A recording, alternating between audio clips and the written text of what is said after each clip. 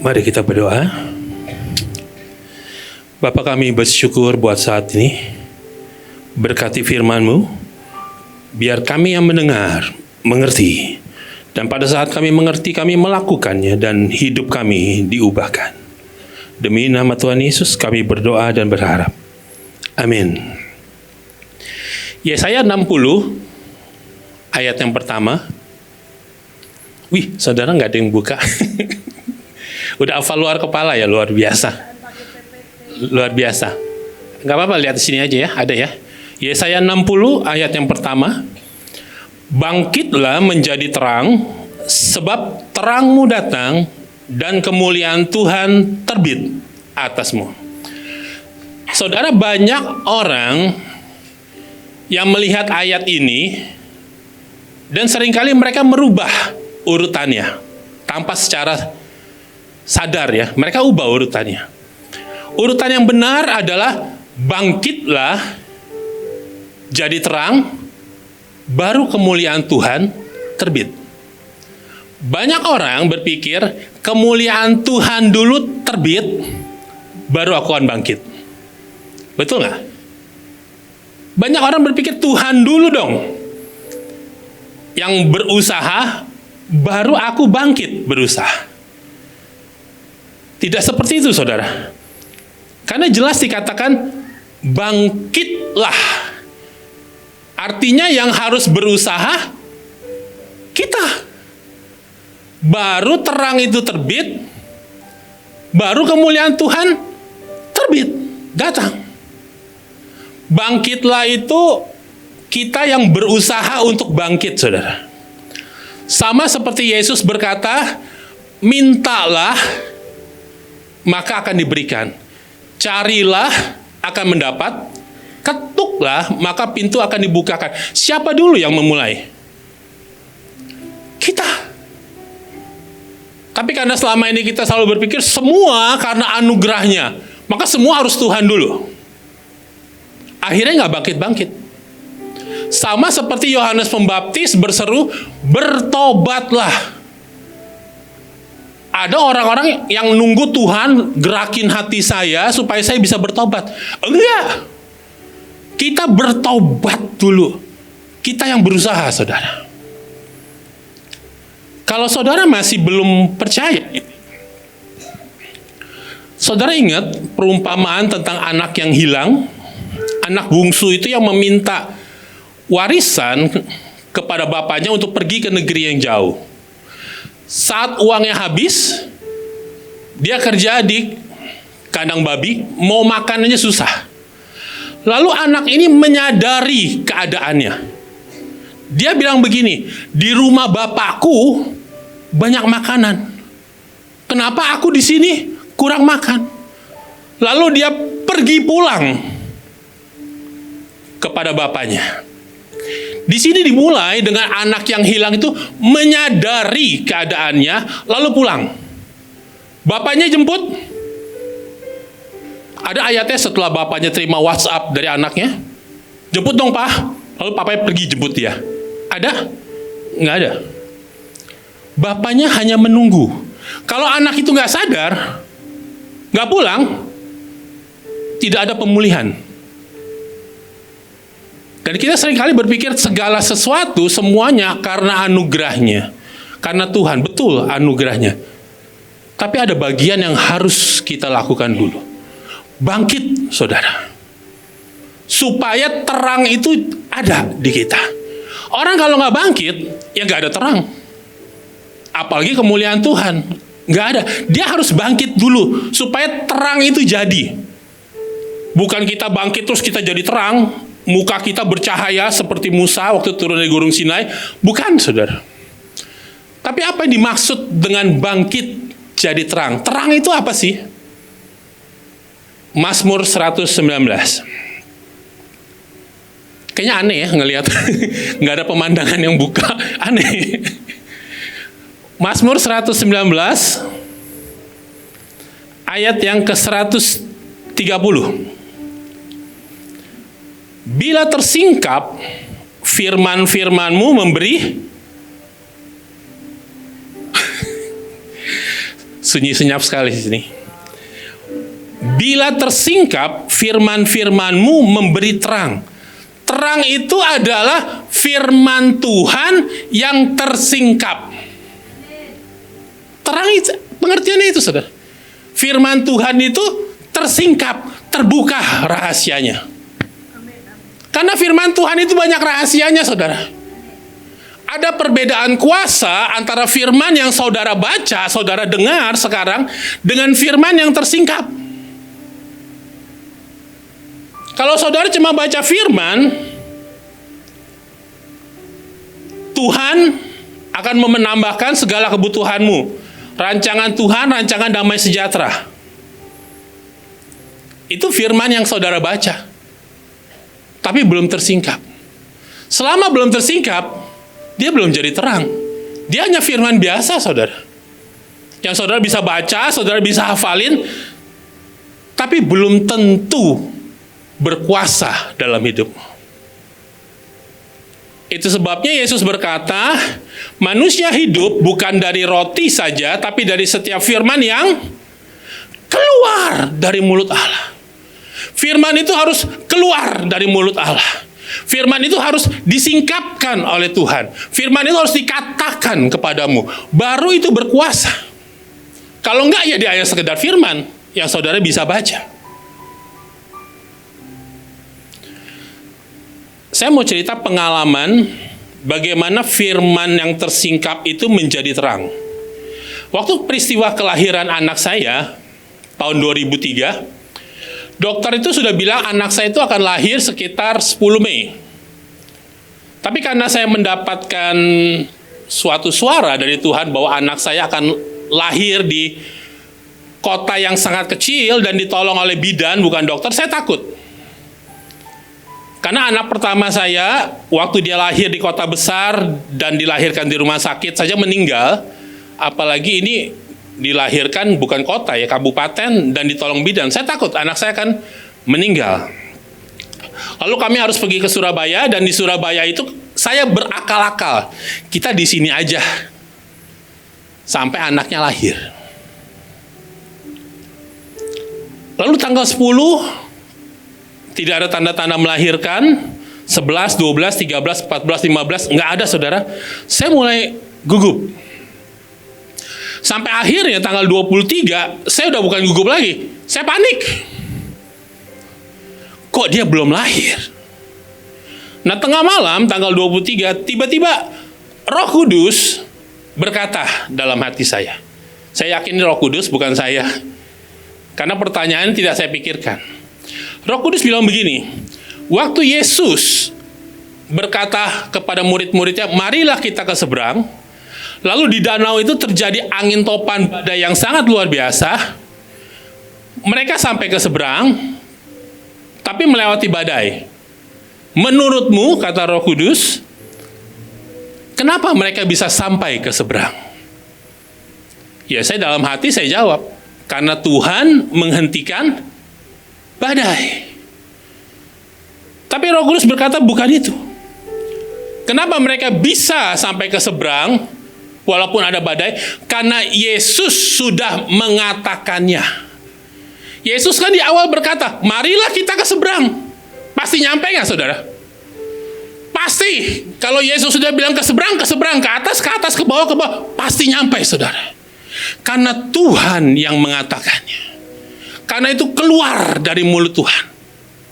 Dan tiba-tiba saya mengerti.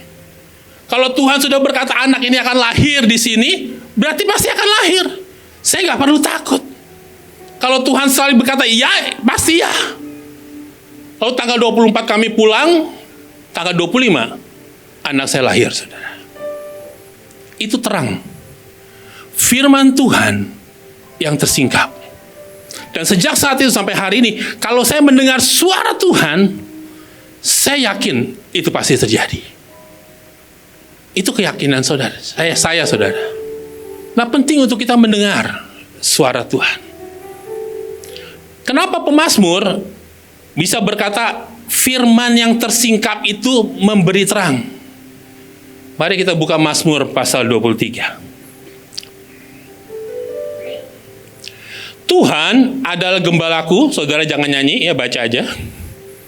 Takkan kekurangan aku, ia membaringkan aku di padang yang berumput hijau, ia membimbing aku ke air yang tenang, ia menyegarkan jiwaku.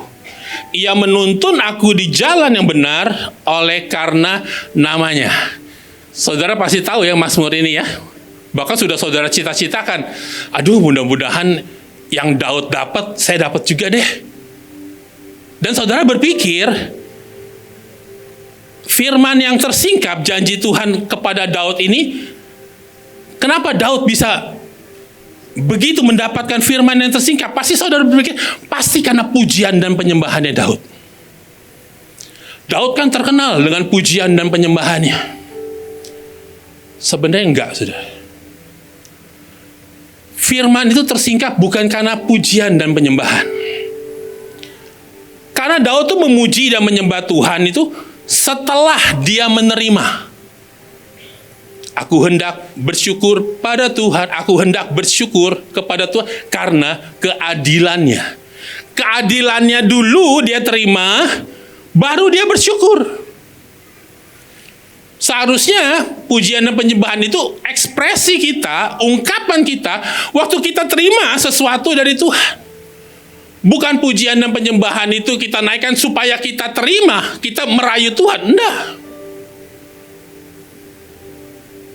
Banyak kan orang berkata, yuk kita rayu Tuhan, kita puji sembah dia. Kalau dia berkata di atas pujian, kita bisa minta apa aja. Daud nggak melakukan itu, saudara. Dia memuji, menyembah Tuhan ketika dia sudah menerima. Kalau saudara sekarang di sini nih ya, misalnya saya bilang begini, nanti setiap saudara pulang, saya kasih sesuatu. Begitu saudara terima sesuatu, saudara pasti akan berkata, sunyi sekali. Saudara akan berkata, terima kasih. Setelah saudara menerima sesuatu, baru saudara berkata kepada saya, terima kasih ya Pak, Bapak baik deh, Bapak luar biasa deh, misalnya begitu. Kan saudara nggak begini, saya nggak ngomong apa-apa, terus saudara bilang, Pak makasih ya Pak, Bapak luar biasa deh, Bapak baik deh, makasih Bang. Saya kan bingung, makasih buat apa? Pokoknya makasih banyak lah Pak, Bapak baik banget. Ya apa sih? Kan nggak begitu saudara. Jadi bukan pujian dan penyembahan Daud yang membuat Daud mempunyai firman yang tersingkap. Kenapa Daud bisa mendapatkan jiwa yang tenang, dibaringkan di padang rumput yang hijau, dan hidupnya tidak kekurangan? Karena di kalimat pertama, Daud kasih tahu syaratnya. Tuhan adalah gembalaku. Banyak orang nggak ngerti ini. Kalau Tuhan adalah gembalaku, kata Daud, maka semuanya tersedia. Tapi banyak kita nggak mau. Kita mau fasilitasnya Daud. Kita nggak mau Tuhan jadi gembala kita. Karena syarat Daud menjadi domba, gembala kan pasti berhubungan dengan domba. Domba itu mengenal suara gembalanya. Udah itu aja saudara. Dia tidak akan nurut kalau ada orang lain yang berpura-pura jadi gembalanya. Dia kenal suaranya. Seperti Yesus berkata, aku ini gembala yang baik. Domba-dombaku mengenal, bukan mendengar loh ya, mengenal suaraku. Karena udah sering dengar, akhirnya kenal. Nah sayangnya, banyak kita tuh cuma tahu firman, tapi nggak pernah dengar firman yang saudara tahu itu keluar dari mulut Tuhan berkata kepadamu. Saya ambil contoh gini, saudara pernah lihat kalau Jokowi bagi-bagi sepeda? Atau saudara pernah dapat mungkin? Kalau pernah dapat boleh kesaksian. Jokowi, kalau dalam suatu acara, dia melontarkan pertanyaan. Kalau ada yang bisa jawab, Baru dia berkata, ambil sepedanya. Artinya, ada janji secara umum yang Jokowi berikan. Kalau ada yang bisa jawab pertanyaan saya, ambil sepedanya. Syaratnya kan harus jawab pertanyaan. Nggak tiba-tiba nyelonong ambil sepeda, dicegat pas pampres, saudara. Begitu jawab pertanyaan, orang yang jawab itu harus nunggu kalimat dari Jokowi. Ambil sepedanya. Nah, sama kayak kita sama Tuhan. Kita dengar firman Tuhan. Kita tahu janjinya. Tapi itu baru janji secara umum, saudara. Kalau saudara sudah menganggap dia, menjadikan dia gembalanya, dan gembalamu berkata kepadamu, ambil. Rancanganku, rancangan damai saya. Baru jadi, saudara. Kalau enggak, itu cuma janji secara umum. Kalau saudara nggak menjadikan dia gembala, percuma. Itu yang namanya terang, saudara. Firman yang tersingkap. Nah, bagaimana? Pak, masalahnya bagaimana kami bisa mendengar suara Tuhan?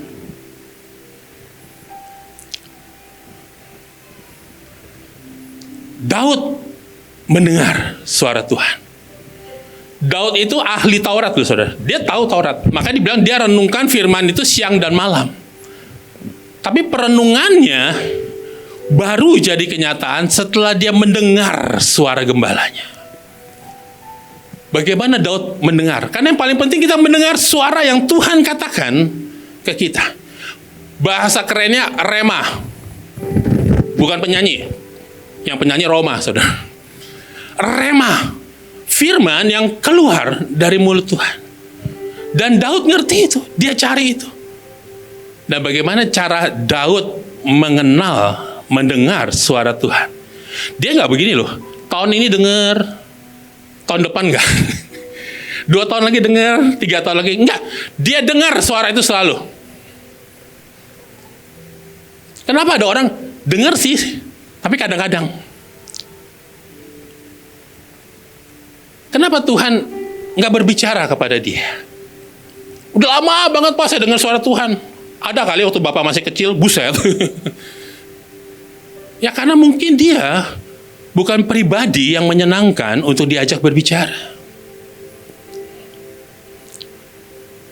Saya pernah ada satu masa di mana saya itu malas bicara sama anak saya. Karena setiap kali saya ngomong, dia selalu memberikan alasan. Sampai akhirnya saya, udahlah males lah ngomong. Karena buat saya, dia pribadi yang sebenarnya tidak mau mendengar. Atau kenapa seseorang tidak mendengar suara Tuhan? Karena terakhir suara Tuhan yang dia dengar, dia nggak lakukan. Jadi buat apa kata Tuhan aku berbicara kepada dia? Kalau saudara terakhir dengan suara Tuhan dan itu tidak dilakukan, saudara tidak akan dengar lagi. Misalnya Abraham, waktu dia disuruh keluar dari Ur Kasdim, terus dia nggak lakukan, kira-kira dia dengar nggak suara Tuhan lagi? Janjinya akan dapat Ishak, janjinya keturunannya akan menjadi berkat. Enggak. Abraham nggak bisa bilang gini, udah Tuhan di Ur Kasdim aja lu ngomong, nggak bisa. Karena dia harus pergi ke negeri di luar Ur Kasdim. Kenapa Tuhan banyak tidak berbicara kepada seseorang? Udah lama banget Pak berbicara. Ya karena yang terakhir kau mendengar, engkau tidak taat. Tapi Daud, dia selalu dengar suara Tuhan. Bagaimana caranya saudara? Mazmur pasal yang kelima. Tidak semua perikop dalam kitab Mazmur itu ditulis oleh Daud. Tapi saya mau bilang Mazmur 5 ini ditulis oleh Daud. Mazmur 5 ayat yang ketiga. Tuhan, pada waktu pagi engkau mendengar seruanku. Pada waktu pagi aku mengatur persembahan bagimu dan aku menunggu-nunggu. Ayat ini berkata pada waktu pagi.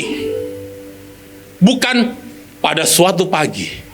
Kalau pada suatu pagi cuma sekali doang. Tapi Daud bermazmur pada waktu pagi. Artinya setiap pagi Daud selalu berseru kepada Tuhan dan Tuhan mendengar seruannya. Pada waktu pagi, apa yang kau lakukan itu menentukan hidupmu sepanjang hari itu. Daud berseru, saudara. Dia ini pahlawan perang. Goliat aja seperti tadi kata pembicara yang pertama, tewas. Tapi pada waktu pagi, dia berseru. Orang itu berseru bukan karena dia bukan karena kenyamanan. Orang itu berseru karena dia di posisi yang membutuhkan, saudara. Daud butuh Tuhan hari itu. Daud butuh Tuhan setiap hari. Butuh dan menginginkan itu beda. Banyak orang menginginkan Tuhan, tapi nggak butuh. Saya kasih contoh. Berapa banyak orang pergi ke gereja, begitu selesai gereja, dia bilang, aduh, luar biasa. Pujian penyembahannya tadi, merinding bulu kuduk saya sampai. Saya lega banget. Temennya bilang, jeng mah biasa aja. Kalau cuma bulu kuduk. Saya bulu ketek, bulu hidung merinding. Pujiannya bikin saya lega banget. Dia datang ke gereja cuma menginginkan kelegaan. Tapi dia belum tentu membutuhkan Tuhan. Yang dia cari kelegaan. Tapi Daud setiap pagi dia berseru, dia butuh Tuhan. Kenapa? Karena dalam Mazmur dia berkata, selidiki aku, lihat hatiku. Dia nggak butuh Tuhan supaya kerajaannya langgeng, enggak. Dia butuh Tuhan supaya hatinya benar-benar mengasihi Tuhan. Hatiku ini masih nggak benar, Tuhan. Dia butuh Tuhan untuk mengubah hati dan hidupnya. Dia tidak menginginkan kelegaan, walaupun akhirnya Tuhan kasih kelegaan dalam hidupnya. Setiap pagi, saudara, Daud berseru. Dulu saya kalau pagi-pagi, yang saya cari tukang roti itu, supaya saya bisa berseru kepada dia. Bang, sini bang. Atau mungkin tukang nasi uduk. Apa yang kita lakukan pada saat pagi hari, itu sebenarnya menunjukkan betapa kita butuh Tuhan atau tidak. Karena kalau hari itu nggak ada Tuhan, nggak ada gunanya yang saudara baca firman Tuhan, yang saudara doa, nggak ada gunanya. Karena saudara butuh Tuhan untuk mengatakannya. Dan Tuhan akan mengatakannya pada saat dia melihat orang membutuhkannya. Pada waktu pagi, Daud berseru dan Tuhan mendengar seruannya. Yang kedua, saudara,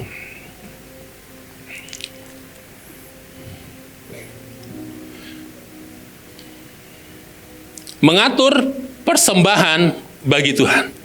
Saudara perhatikan bagian ini, saudara akan sangat diberkati kalau saudara mengerti bagian ini.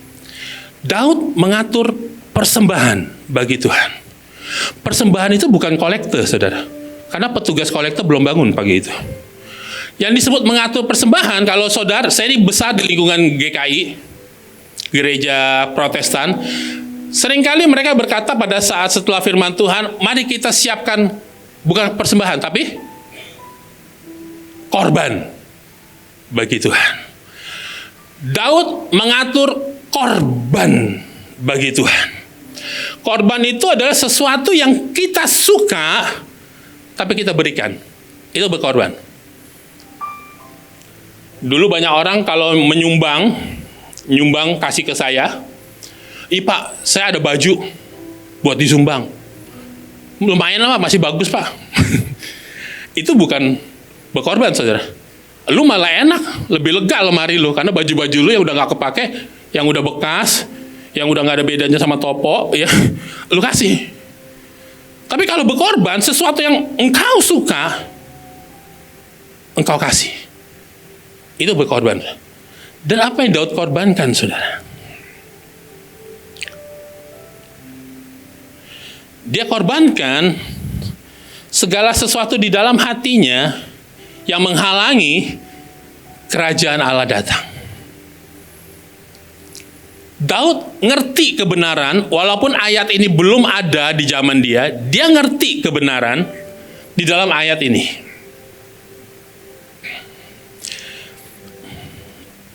Mari kita buka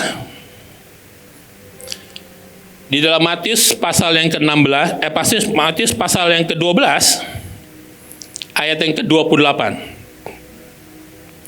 Ini Yesus yang berkata, tetapi jika aku mengusir setan dengan kuasa Roh Allah, maka sesungguhnya kerajaan Allah sudah datang kepadamu. Yesus berkata, usir setan, kerajaan Allah datang. Yesus berkata, carilah kerajaan Allah dan kebenarannya, maka semuanya akan ditambahkan. Semuanya akan ditambahkan kalau saudara mencari kerajaan Allah. Dan saya menerjemahkan kata mencari ini dengan pergi ke gereja. Mencari kerajaan Allah, pergi ke gereja. Berdoa, baca Alkitab, dengar firman, pelayanan, perpuluhan, mencari kerajaan Allah. Dengan hal-hal seperti itu.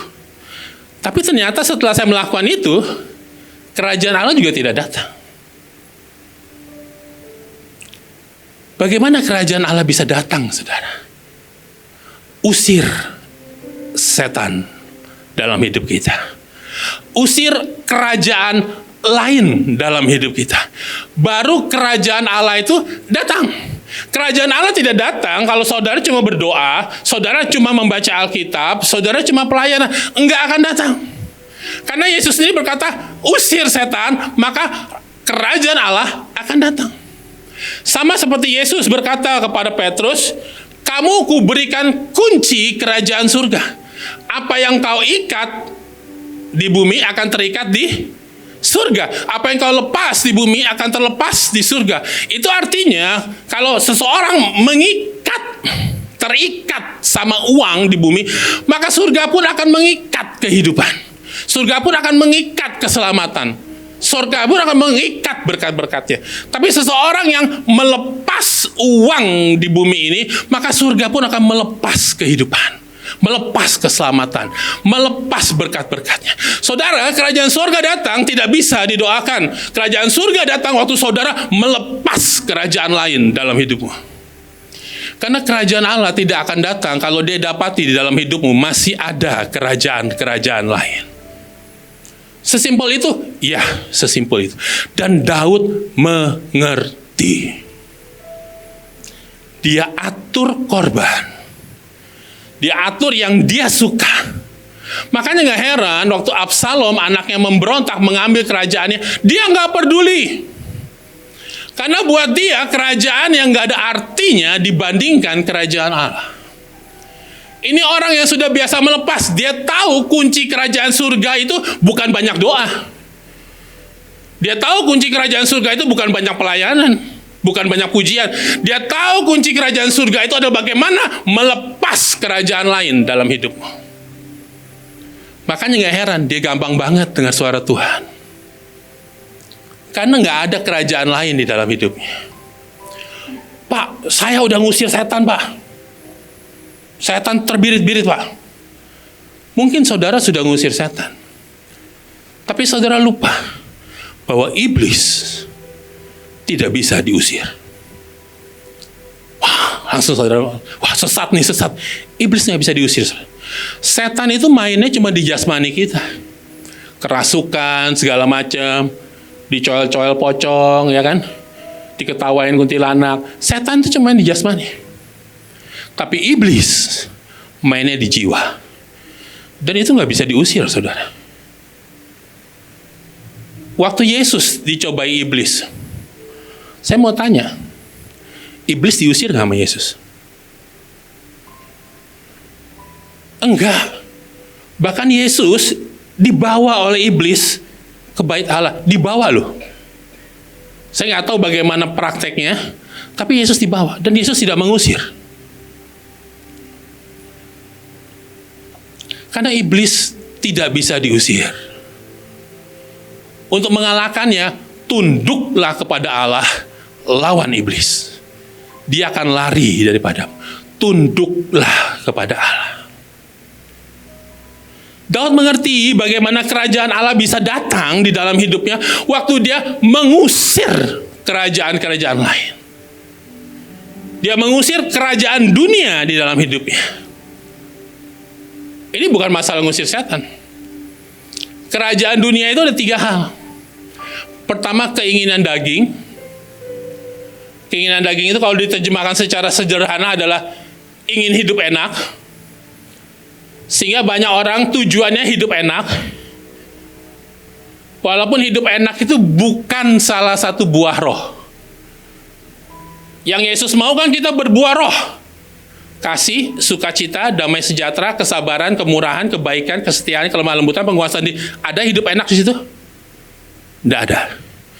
Tapi kenapa banyak orang di sini nggak ada? Nggak ada yang ngaku, ya. Kenapa banyak orang cita-citanya hidup enak? Karena mereka sudah tercemar, dipengaruhi oleh kerajaan dunia.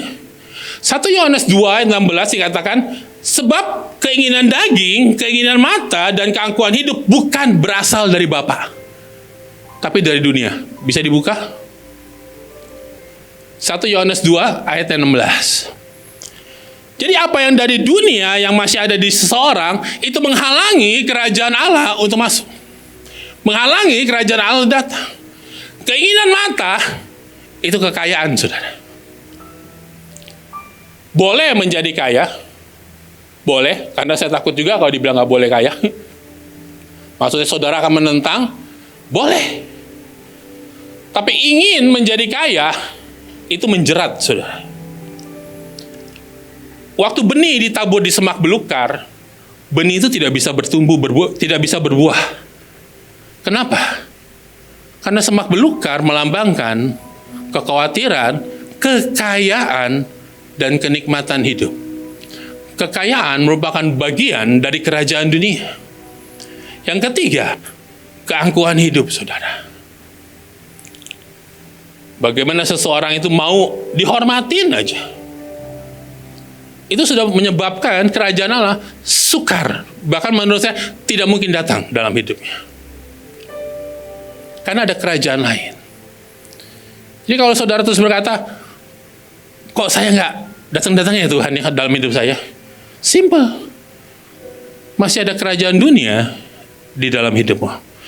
Itu yang harus kau usir. Yang ketiga, Daud berkata, setelah dia berseru kepada Tuhan, setelah dia mengatur korbannya bagi Tuhan, dan aku menunggu. Saudara, kita tahu menunggu bukan pekerjaan yang enak. Apalagi bagi seorang Daud, dia raja. Raja itu biasa ditunggu. Jadi kalau saudara lihat TV, misalnya dulu sih sering disiarkan, ada rapat kabinet presiden dengan para menteri. Pernah nggak saudara lihat adegan presiden duduk makan kacang, terus nanya sama Menseknek, gimana menteri-menteri udah kumpul semua? Belum bos, masih ada 3 yang belum datang. Oh nanti makan kacang lagi, ada pernah? Yang saudara lihat, waktu presiden masuk, semua berdiri. Presiden itu biasa ditunggu. Raja Daud itu biasa ditunggu. Tapi kenapa setiap pagi dia menunggu-nunggu? Karena dia mengerti menunggu adalah seni kunci untuk mendengar suara Tuhan. Menunggu adalah tanda bahwa dia menghambakan diri kepada yang dia tunggu. Daud menghambakan diri kepada Tuhannya, walaupun dia raja. Cuma sekarang banyak orang males nunggu. Karena dianggap nunggu itu pekerjaan yang gak ada gunanya. Bahkan di hadapan Tuhan pun dia gak mau menunggu. Ini contoh orang-orang yang sebenarnya, maaf ya, gak tahu diri. Makanya Tuhan males ngomong sama dia. Daud menunggu, saudara.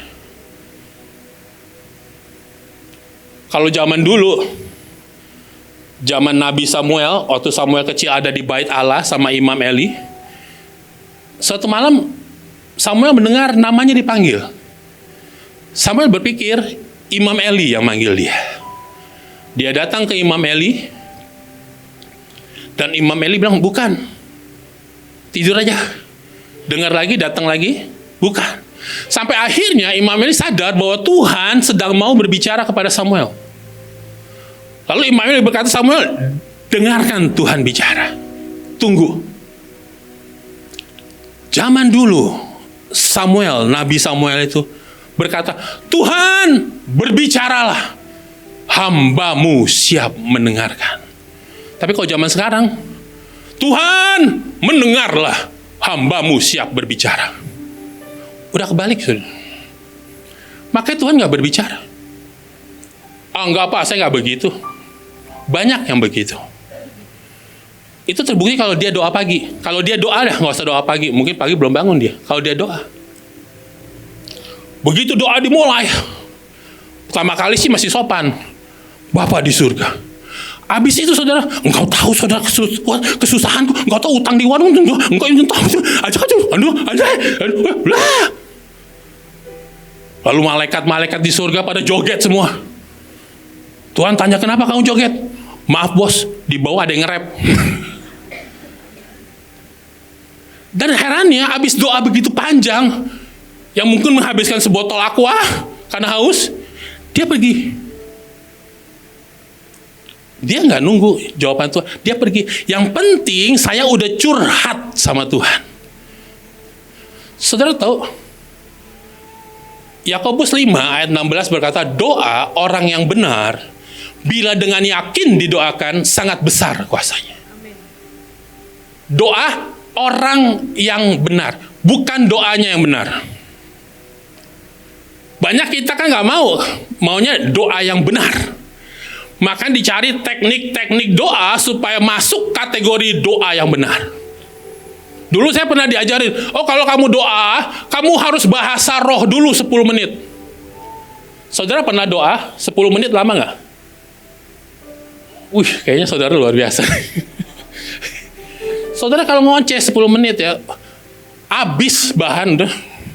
Ngomong apa lagi ya? Akhirnya ngerumbang aja. 10 menit aja lama. Saya harus berbahasa roh 10 menit. Kata itu doa yang benar. Saya lakukan sebulan. Gak tahan saya. Karena setiap kali doa saya harus bawa aqua, aus. Dan ada yang bilang, kalau doa begini-begini. Mereka berusaha mencari teknik doa yang benar. Padahal doa itu benar atau tidak bukan tergantung ucapanmu. Yesus kan berkata, kalau kamu berdoa jangan bertele-tele. Udah itu aja, titik. Doa itu berkuasa kalau diucapkan dari orang yang benar. Bukan doanya benar. Orang yang benar berdoa. Itu besar kuasanya. Dan orang yang benar itu kalau berdoa, dia pasti menunggu-nunggu. Kalau saudara nggak percaya, Yesus di Taman Getsemani sekali berdoa berapa lama? Kalau melihat dari ucapannya kepada murid-muridnya, tidak sanggupkah engkau berjaga-jaga barang 1 jam saja? Anggaplah setengah jam. Yang Yesus doakan apa sih? Ya Bapa, jikalau mungkin cawan ini berlalu daripadaku. Jangan kehendakku, tapi kehendakmu yang jadi. Saya ngomong itu kalau saudara catat paling 20 detik. Sisanya ngapain? Enggak Pak. Yesus tuh doanya nggak kayak Bapak. Bapak sih kayak ngomong. Yesus doanya tuh sangat syahdu Pak. Syahdu. Dia ucapannya begini Pak. Ya Bapak. Pakai eho. Jikalah. Paling 5 menit. 25 menit ngapain? Main tamborin? Main rebana? Ngedance? Enggak. Sisanya Yesus menunggu. Inti dari doa itu bukan Tuhan dengerin kita bersuara. Kita dengerin dia bersuara. Dan untuk itu kita harus menunggu, saudara. Ini yang Daud ngerti, rahasia bagaimana dia bisa mendengar suara Tuhan. Bagaimana dia mendapat hidup yang jiwanya tenang, bagaimana dia bisa berbaring di padang rumput yang hijau, bagaimana dia hidup tidak kekurangan, karena dia tahu bahwa terang yang dia punya, firman yang tersingkap itu, dia tahu asalnya dari mulut Allah. Bukan dari hukum Taurat. Bukan dari imam yang mengajarkan dia, tapi dia dengar sendiri dari gembalanya.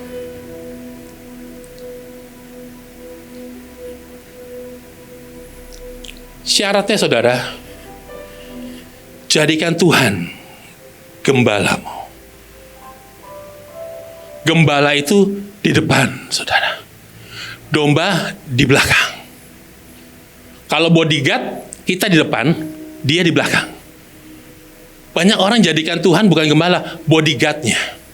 Tuhan, hari ini aku mau begini, lindungi aku. Tuhan, aku serahkan rumah ini. Aku mau tidur. Lindungi rumah ini, jaga rumah ini. Tuhan satpam apa? Kita nggak jadiin Tuhan gembala.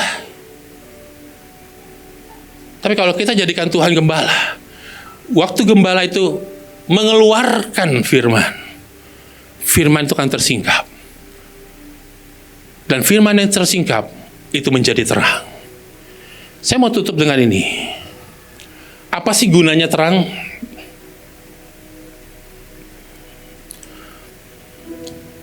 Yohanes 1 ayat yang kelima. Terang itu bercahaya di dalam kegelapan, dan kegelapan itu tidak menguasainya. Orang yang mendengar firman yang tersingkap, dia punya terang. Dan hidupnya pasti tidak ada kegelapan. Dan kalau sudah itu, saudara, baru kemuliaan Tuhan terbit atasnya. Jangan pernah membalik urutan ini, saudara. Bangkit, jadi terang, kemuliaan Tuhan terbit. Dan apakah itu kemuliaan Tuhan? Kemuliaan Tuhan itu beda sama kuasa Tuhan. Kuasa Tuhan menyembuhkan orang sakit, mengusir setan, itu kuasa Tuhan.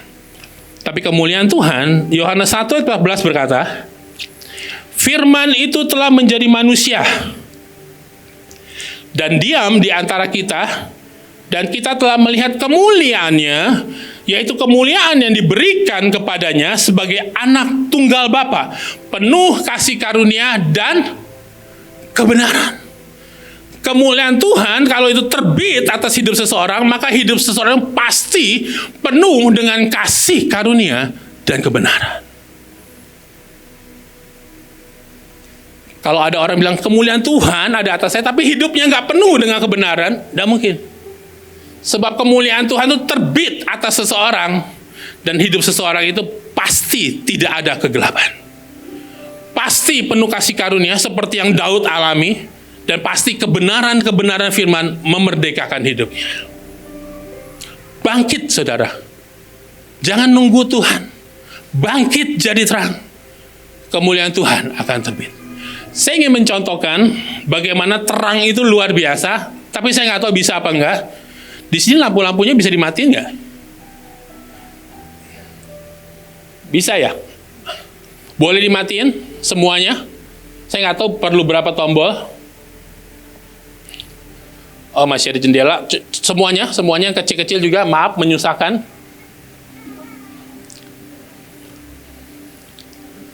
Yang belakang pun juga.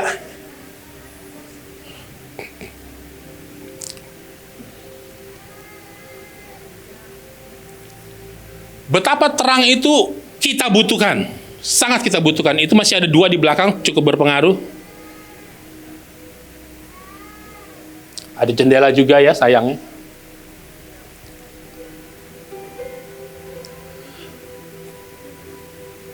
Terang, kalau tidak ada, saya mau tanya, kegelapan itu perlu diundang atau langsung gelap? Saudara harus jawab. Langsung gelap. Tapi kalau ini dinyalakan lagi, kegelapan itu hilang. Jadi jangan pernah berpikir, saya nggak pernah main kuasa kegelapan, saya nggak pernah nyuri, saya nggak pernah nyolong, saya nggak pernah berzina, saya selalu ke gereja. Tetapi kenapa hidup saya masih gelap? Jawabannya nggak ada hubungannya sama dengan beribadah. Jawabannya adalah karena terang tidak ada dalam hidupmu. Karena terang tidak ada, maka otomatis kegelapan menguasai. Otomatis, saudara, tidak perlu diundang. Tidak perlu main kuasa kegelapan. Begitu terang tidak ada, gelap menguasai. Mari kita berdoa. Boleh dinyalakan. Bapa, kami bersyukur buat saat ini. Terima kasih Tuhan untuk firman-Mu. Buat kami mengerti. Buat kami mau melakukannya Tuhan. Supaya dalam hidup kami, tidak hanya kami tahu firman-firman-Mu yang tertulis, tapi kami mendengar firman yang tersingkapkan. Kami melihat terang itu dalam hidup kami. Kami melihat kuasa kemuliaan-Mu dalam hidup kami. Sehingga hidup kami dilepaskan dari kegelapan. Terima kasih Bapa. Demi nama Tuhan Yesus. Amin.